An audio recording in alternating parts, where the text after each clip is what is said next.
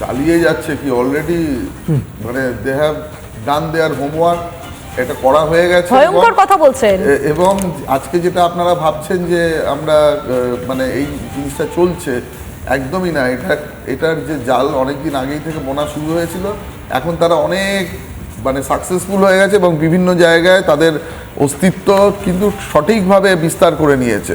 তো আজকে যদি আমরা সেই জায়গায় মানে এই আলোচনাটাতে আসি, খুব সংক্ষেপে বলছি যে দেখুন, বাংলাদেশ, আমাদের এখানকার ল অ্যান্ড অর্ডার সিচুয়েশন, এই দুটো ঘটনা কিন্তু মানে অঙ্গাঙ্গিভাবে জড়িত। আজকে আপনি দেখবেন এই যে বাংলাদেশের যে মানে এই ঘটনাটি ঘটলো, তার আগে কিন্তু আমাদের পশ্চিমবঙ্গে এই 21 সাল বা এই 18 সালের পঞ্চায়েত ইলেকশনের আগে সেই ধরনের এইভাবে law and order situation deteriorate করতো না। তো মানে এই যে বিভিন্ন সময়ে রোহিঙ্গা অনুপ্রবেশ, তার মধ্যে কে জঙ্গি, কে সমাজবিরোধী, এই যে বিভিন্ন সময় তার মধ্যে হিন্দু মুসলিম রায়ট, বিভিন্ন জায়গায় ল অ্যান্ড অর্ডারের অবক্ষয়, তার মধ্যে বিভিন্ন রকম জঙ্গি কার্যকলাপ আজকে যেগুলো ধরা পড়ছে, এদের কিন্তু একটা ডিপ রুটেড কনস্পিরেসি আছে।